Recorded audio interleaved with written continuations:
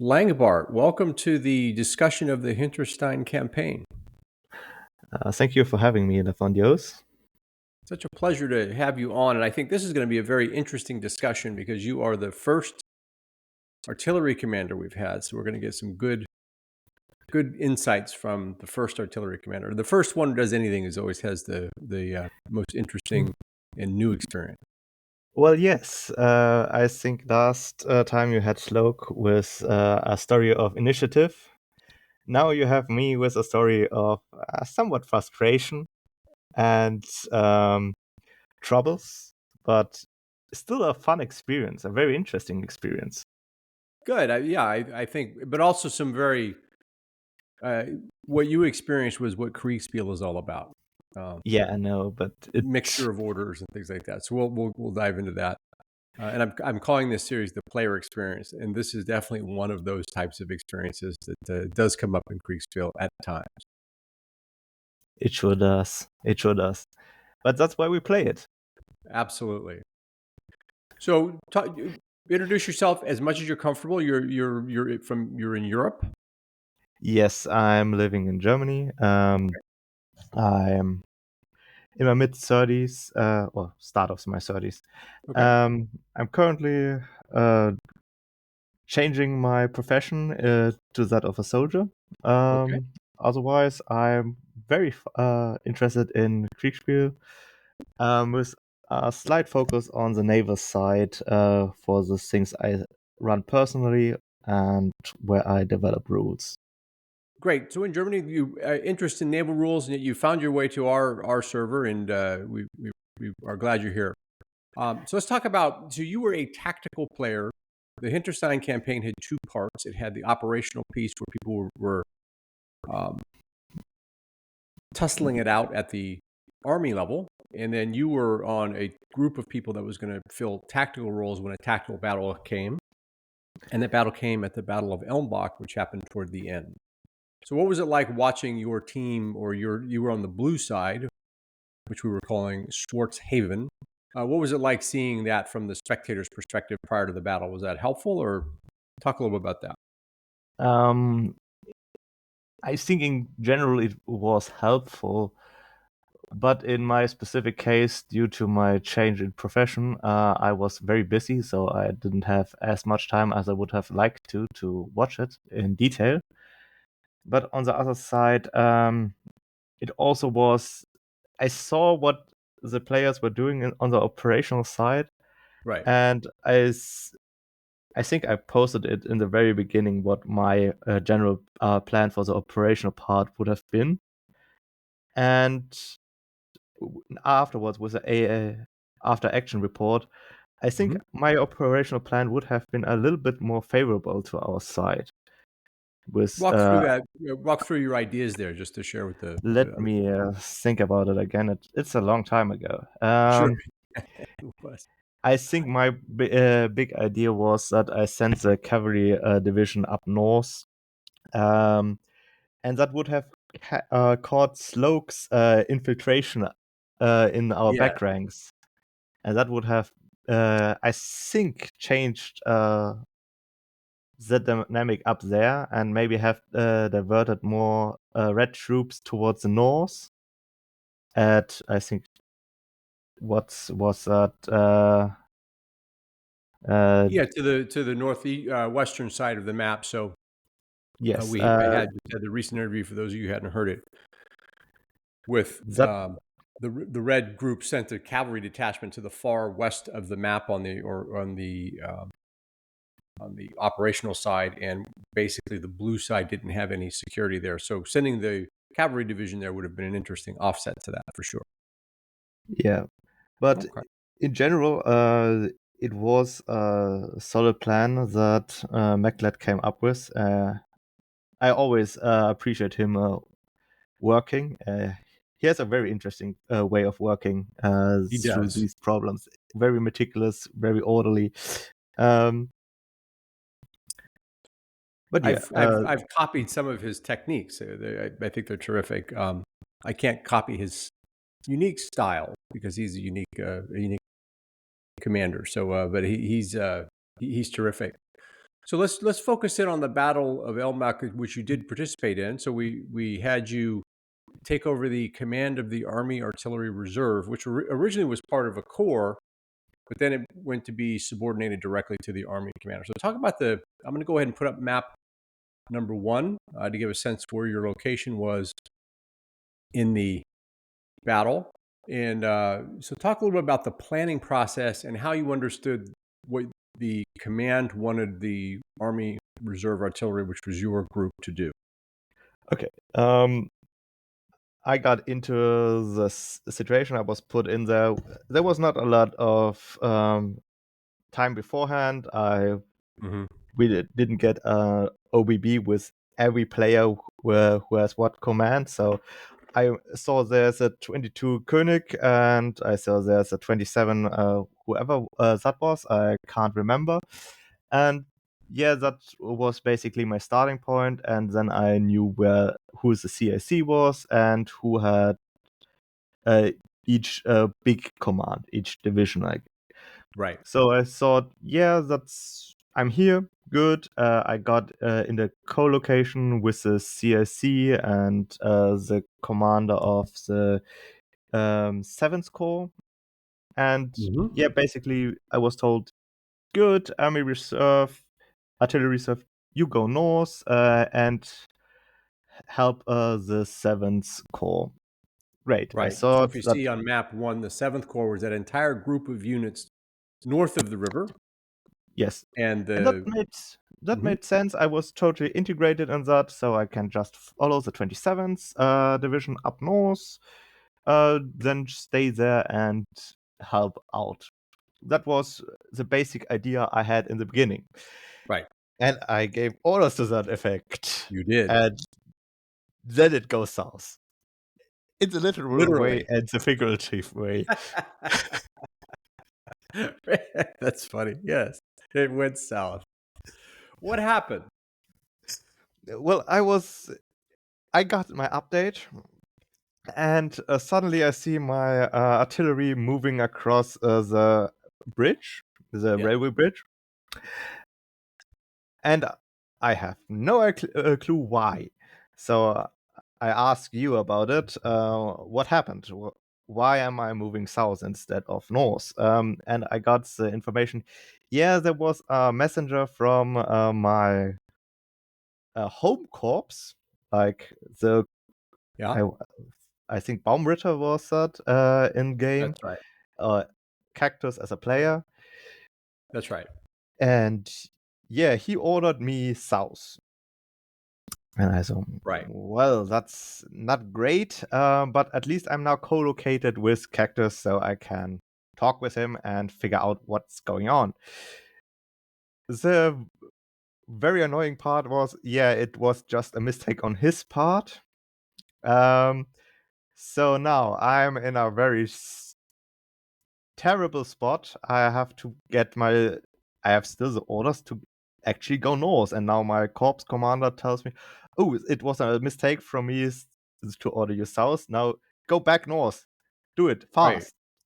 So I brought up map while you were speaking. I brought up map 2, which is the 1105 map, and that shows your artillery group has headed south. And what happened in terms of giving orders at the 9 o'clock turn, you gave orders to go north as you were ordered. You were very clear about that. And your higher commander, who was not the commander in chief, but the next level down, said, I ordered the guns south. And so what happened is some of the guns got the word from you, some of the guns got the word from your higher commander because he was located close to your guns. And so they followed the order of the higher commander, just assuming that you were on board. And south they went. You got your report and said, and I remember very specifically, why are my guns doing exactly what I told them not to do?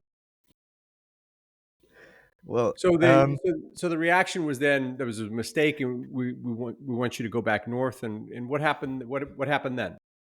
well, obviously, I told my guns, turn around. We go north, fast, as you can possibly can. Right. Turn around. That many guns on a narrow bridge. Yeah, it's a shitty situation in the best of times. Right. Well, as soon as I have moved north again. So I got all my units away from the bridge again, or at least north of the bridge. Right. The CIC rides by and tells me, yeah, actually, no, now you go south. Right. And That's right. on the same turn, I was informed, yeah, actually, the 22 you see at the edge of your screenshot, that actually also has to cross the railway bridge and go south. Right. And I think to myself that this is actually very horrible, because if I turn around now again, this will create the biggest, worst traffic jam in Kriegsspiel history. That's right. Because now this whole division, the 22 can't move along. Maybe some of my guns can pass before it, but the majority has just started moving north, so they are not able to cross the bridge before the 22. Right.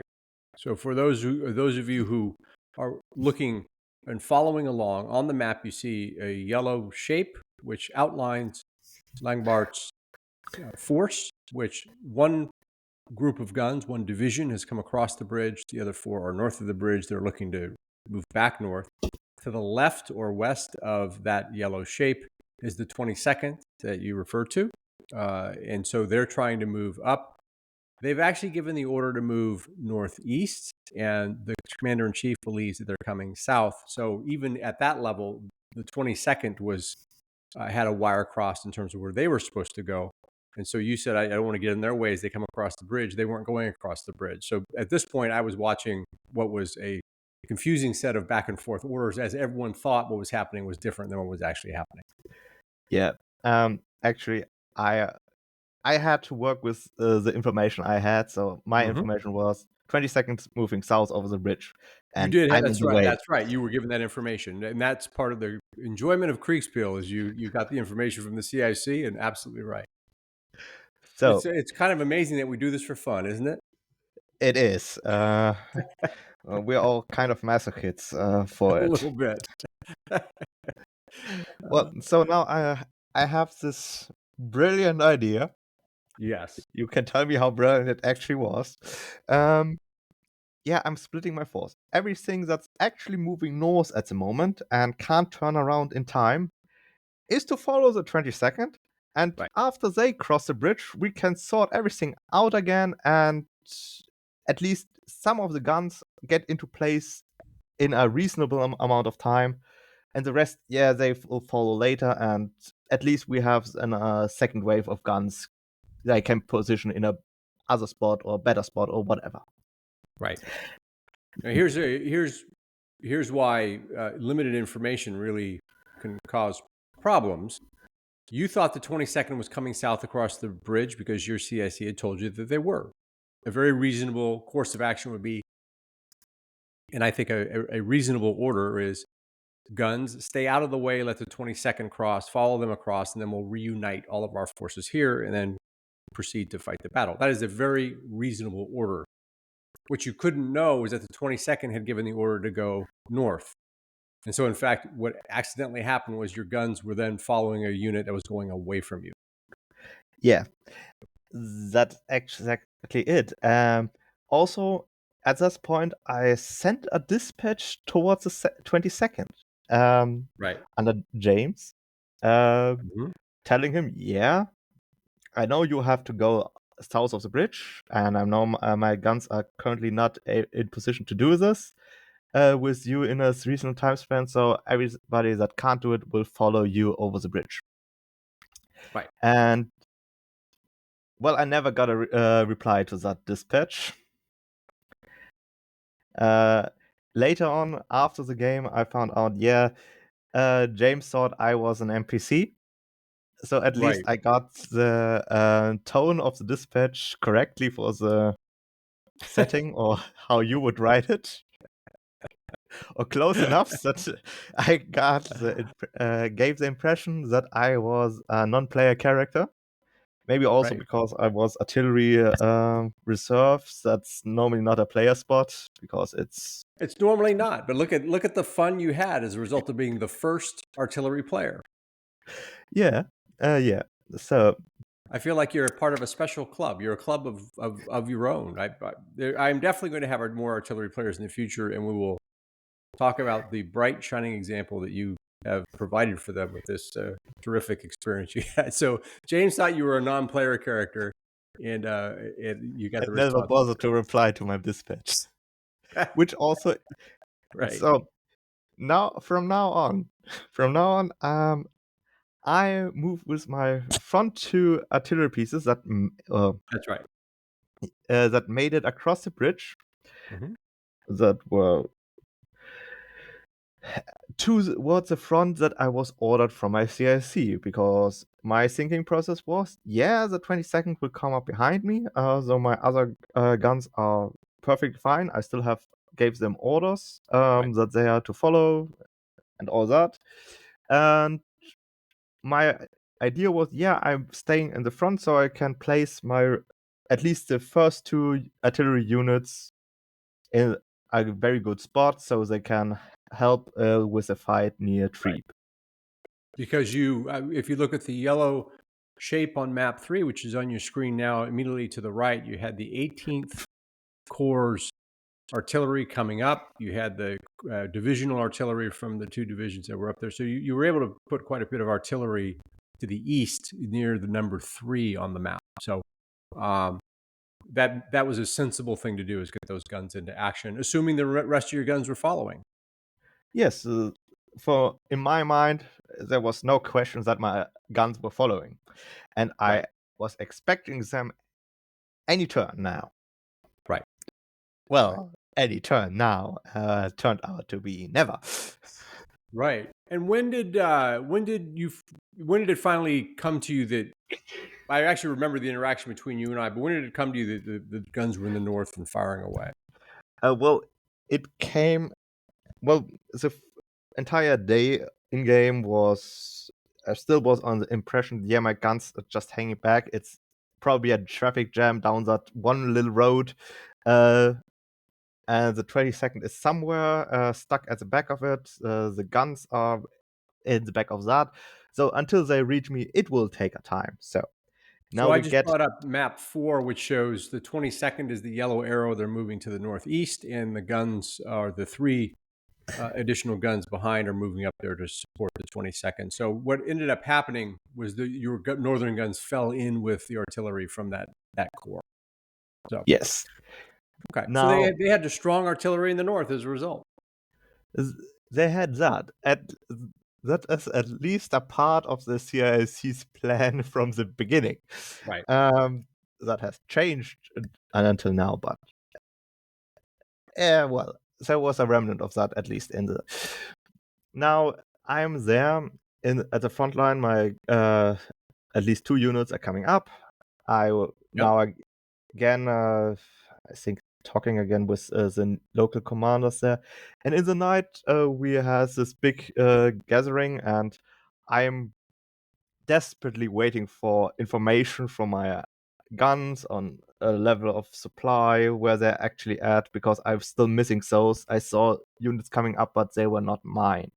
Right. Um, well, and then like it was like 0400, something like that, when I got the report of, well, what's actually going on, supply levels. It was after the time for the collocation has passed already. Right. So now I got the information. Yeah, your guns north of the river have a more flexible supply situation. Right. And I'm going the wait a moment. What did he say about north of the river? And I asked of you that, Yep. why are my guns north of the river? They should be south of the river. Right. And I was a little bit perplexed about that because I never was even processed that they couldn't be south of the river.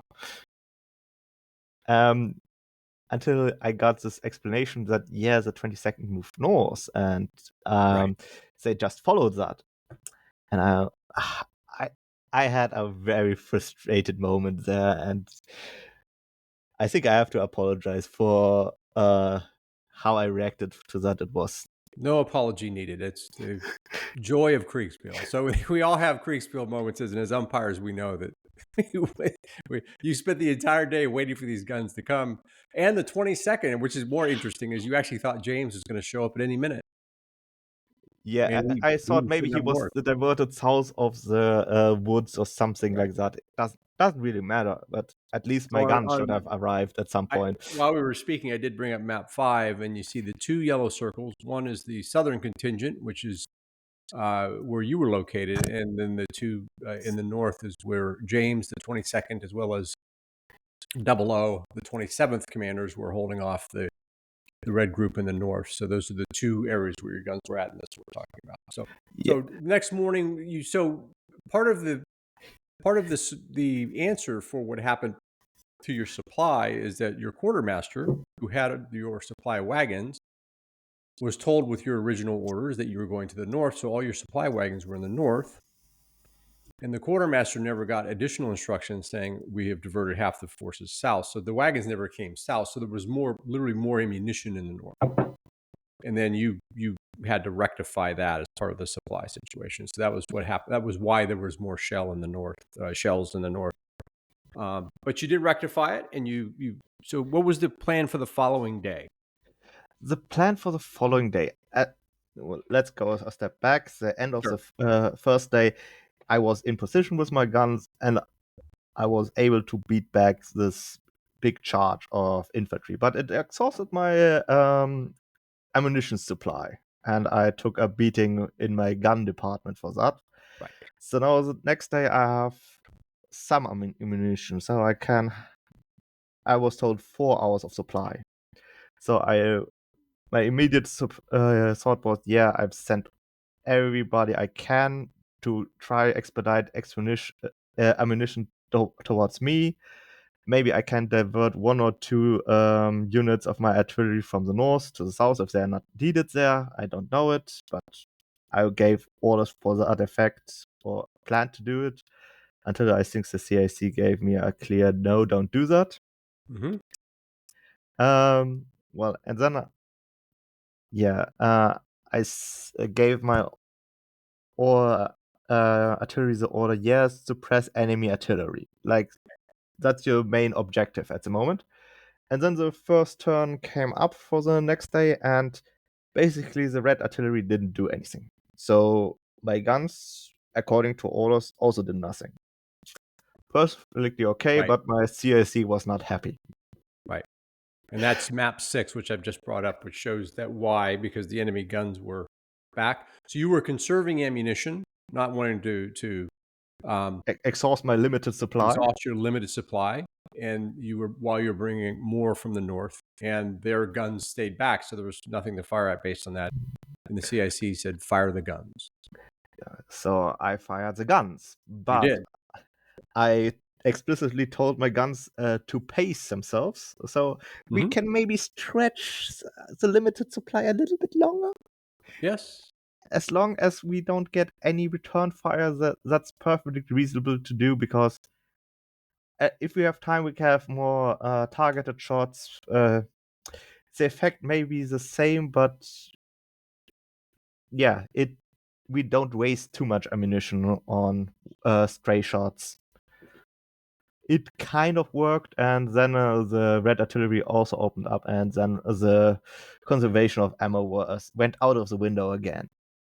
And Right. then we came to the end of the scenario of this That's right. battle. So here's some bright shining points in an otherwise confusing situation over the course of the 2 days.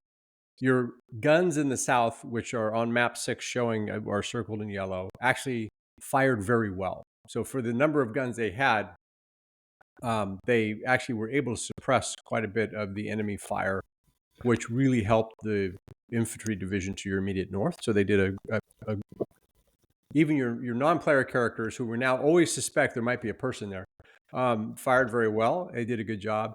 And then that same unit firing south into the wood line gave more damage to the red than they otherwise would have had, and really helped out your southern division in terms of extracting itself. So they did a good job there. So the placement in the south and your command of the guns actually worked out well. And then the last thing is we don't have the map, but you pulled those guns up to the ridgeline, and that helped all those forces extract. So you were able to screen those forces, keep the red in place while your blue units were able to extract. So in the end, the Southern guns did good service. And in the north, the guns actually fired well and suppressed and did quite a bit of damage to the red folks up there. So the guns actually performed well. They just, it was a, they were never concentrated based on the different confusing orders up front. And Yeah. so you did, your guns did contribute to the battle. So that's the good news.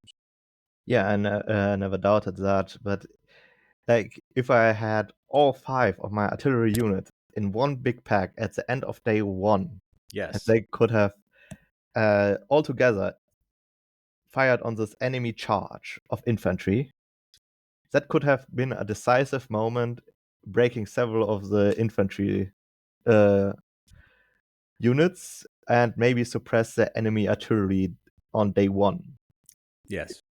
That That's right. could have shifted the battle in the south to our favor, and then we might have had trouble in the north. But I think the river would have given us an advantage, so we could have located south of the river as a whole force and hold the port. Right. That could have happened, and then deal with the one force south of the river and prevent a crossing from the north. That would have been, I think, a viable option, but that that went out of the window with how things played out. I think that's a good analysis. If they're from the CIC through the corps commanders to yourself, if all the guns would have been concentrated, that could have been the case because the 15th, which is the red unit to your immediate northeast, to northeast of the yellow circle, because they were able to advance without having a lot of artillery fire placed on them, they were able to help get the pontoon bridge built, which allowed forces to come from the north. So the dominoes clicking into each other that you just described all make sense. A higher concentration of guns in the south would have put you and your colleagues in the blue team at a much greater advantage. What do you think could have been done differently to have straightened out or avoided that confusion up front? What were your thoughts now after the fact? Like, I have several ideas what could have helped reduce confusion in the beginning of the scenario. First of all, it would have been helpful if every player would have a list of those are the commands in the blue army, and those are the players assigned to it. Like, you don't have the confusion who is an NPC and who is not. Yeah. You don't have to give them a talk or something, but that would have helped. There would also have been, even before you give us a scenario exactly, maybe a short speech from our corps commander, what our the orders for this unit was before the scenario was triggered. Yep. Okay. I think that could have been helpful to at least orientate the tactical players into this operational scenario now, because we followed it somewhat, but we had no real input on where we got placed and what. Like, nobody of us, I guess, would have a total overview what all the units were supposed to do.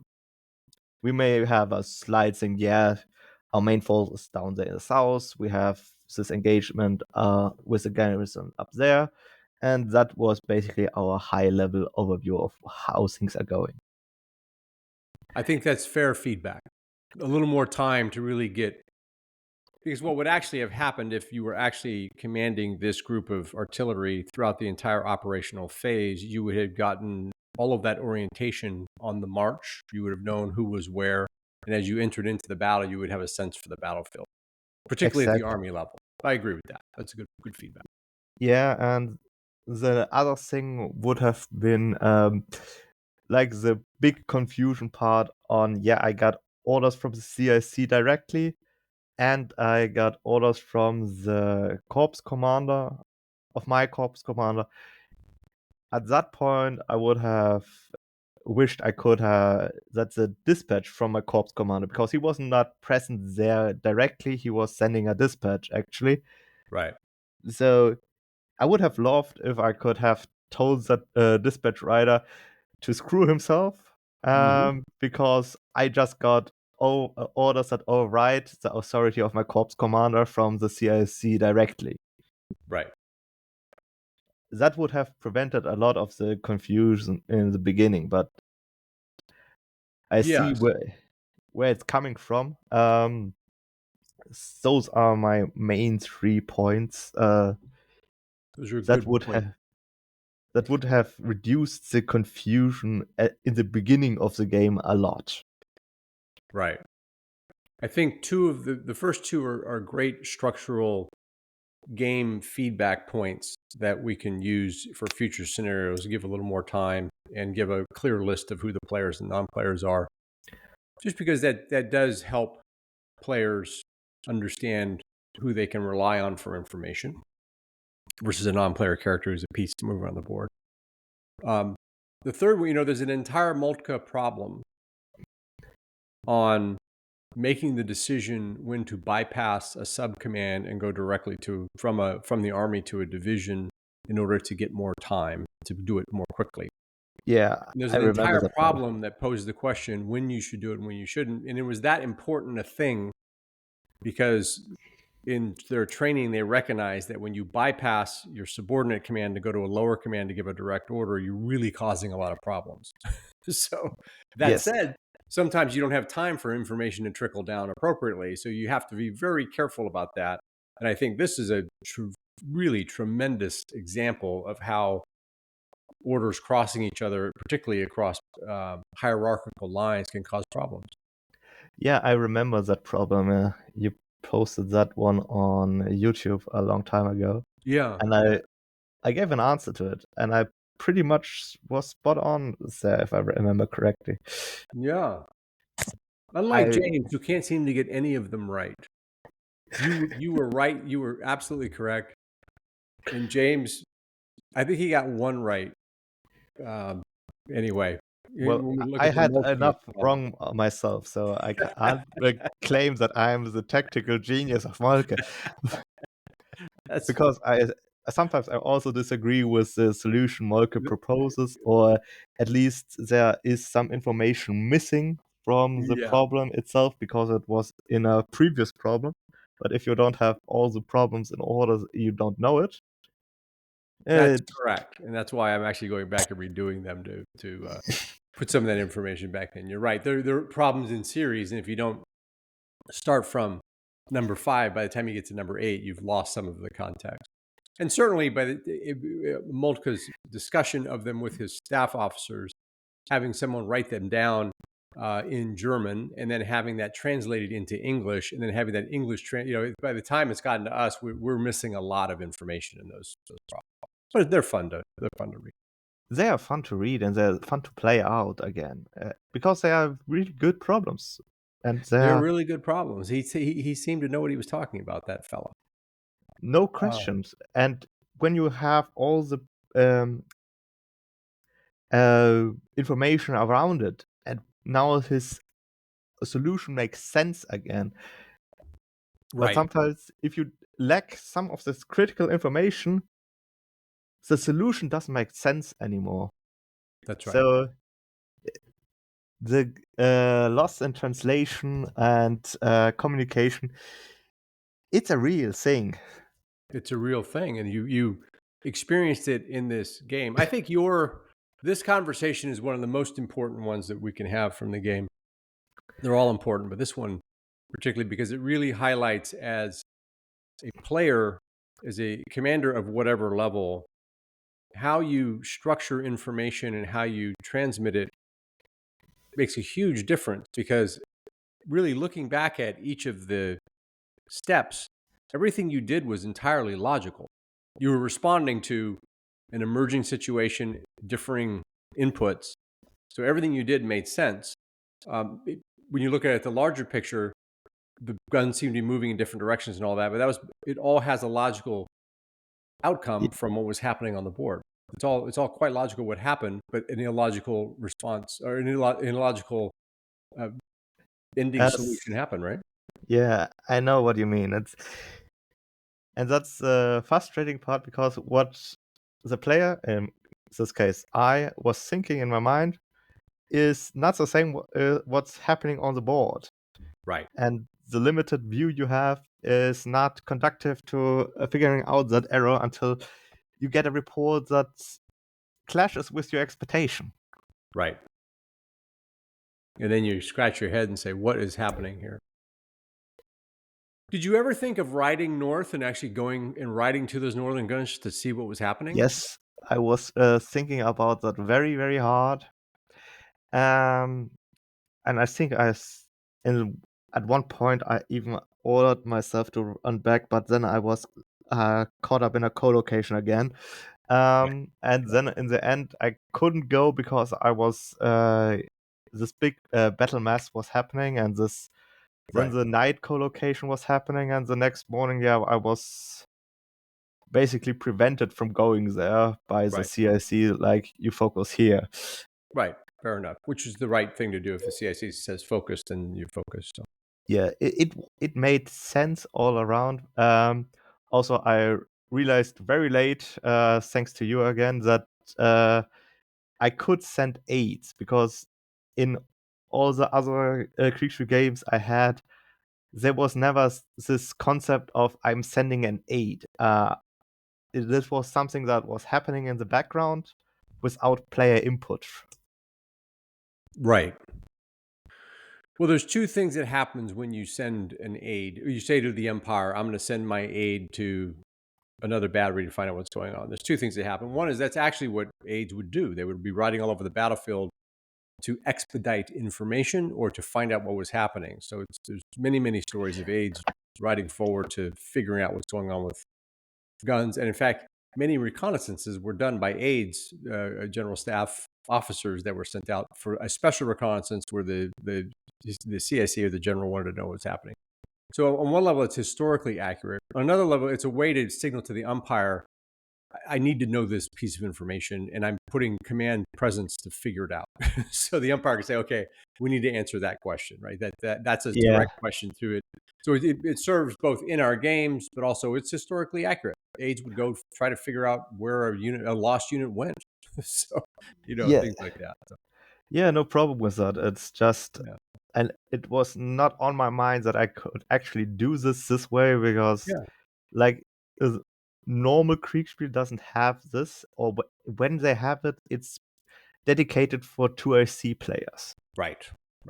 And so that's a good point. It's a good point. As long as I don't have a 2IC, so it was not on my mind.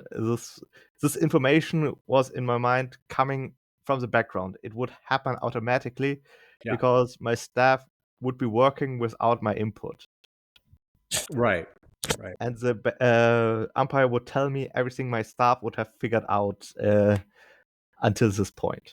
Right.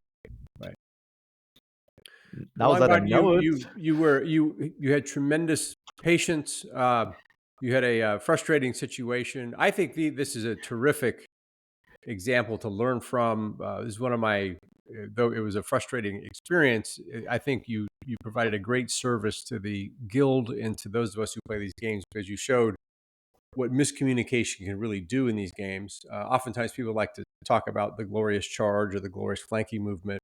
But just getting your units from point A to point B with multiple commanders all giving you different information and all that makes for the challenge of Kriegsspiel, which I think this is a terrific example. So I would say well done, and well done for being patient through it all and actually hanging in there.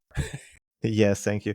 Well, I could do anything of those fancy charges and stuff like the cavalry commanders would like to do, because I basically have no maneuver units. I had a whole command of support units, which artillery basically is. They are supporting the infantry and the cavalry in their actions, because artillery alone is not too useful. Right. It needs to be work in concert with other arms, that's for sure. even in this period. What else for future artillery commanders? It would be helpful if we could get a little bit more information, at least for the artillery commander, on the map. Like, if you are in the area, maybe mark some spots that would make good artillery positions. What Okay. the commander could observe or something. That maybe a thing that could be integrated in future games. That's a good idea. Yeah. So they can actually do something, because artillery moves quite slowly, and the commander could ride well ahead of it to scout out a position or something. I think that's a good point. Yeah, absolutely. So as the artillery commander, scout ahead to see if you can place the guns. The inspiration for this comes from the Guards artillery commander from Königgrätz, and the fact that he really was quite an independent commander, and he placed the guns at several key points on the assault on Chlum that made the difference. And so I was inspired by his story, and I thought it would be interesting to have a first artillery commander. And I would have to say this is one of the more interesting outcomes I've seen in these games in terms of the impact of communication. So you provided a very interesting case study, which is why I really appreciate you spending the time at a busy schedule to come on and have this conversation with us. Oh, I am enjoying this very much. So no problem from my side. Excellent. Well, when your real life schedule allows for it, we'd love to see you back in, and we I really appreciate your contribution, and look forward to playing more with you in the future. Same. It's always great to have games with you. I played a lot of your games since you put on the Yeah. rats again, and Yeah. it was always a fun experience, or at least in this case, a very interesting experience. At least we can say that. So terrific. Thanks so much for coming on, Langbart. We'll talk to you soon. Thanks for having me, and have a nice day. Will do. Bye.